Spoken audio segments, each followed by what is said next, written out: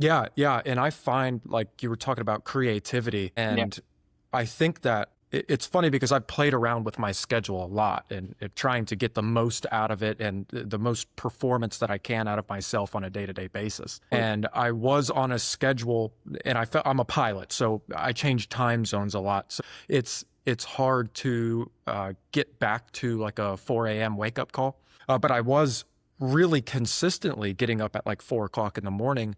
And the first thing I would do is go for a run. And I felt amazing. And I felt like by the time 5 a.m. came around, I had already accomplished more than people would in a day. Right. Sure. And so I felt so good about that. And I think that carried momentum through the rest of the day, where the creative side of me was able to fit within the structure that I had put around my creativity, you see. So it's like there can be the creativeness within the broader structure. What do you think about that as far as because now we're mixing masculine and feminine actions, right? Because creativity is typically a little bit more feminine, and that's you have to be in kind of a flow state and be able to let your thoughts flow freely and be in a place where, there's really no walls and limits. But, at the end of the day, there has to be some accomplishment. And that's where the masculine drive comes in. And we're trying to get things done step by step. So how does that really play out in your life and what you're doing right now?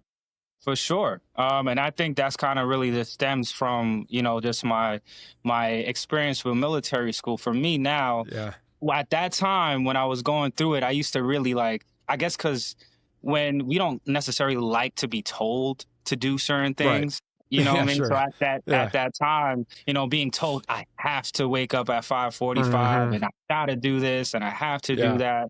Like, and at that stage, especially when you're younger as well, you're more Yeah. so in a rebellious kind of Oh, mindset. You yeah. kind of want to just do Yeah. things on your own. So that's why for me, I kind of veered a little bit away from the military side. Yeah. But because, I feel like that there was such a huge impact in my life, especially since, like I made mention before, I went in from the eighth grade, so it was a huge impact. So even now, I'm leveraging so many things that I've learned. Like even for me now, I am Hmm. waking up at 5:45 in the morning, or even Yeah. sometimes even earlier, and I'm doing my own form of PT, which is physical Yeah. training. So Yeah. I'm heavily into fitness and taking care of myself, and Yeah. essentially taking that time for myself prior to me even starting my day. Yeah.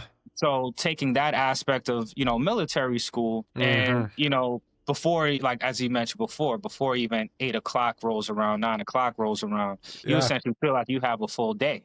Yeah. And then also essentially you pour it into yourself, which Yeah. is very important. And especially, Yeah. if you're a business owner and if you're just a high achiever and high performer, Yeah.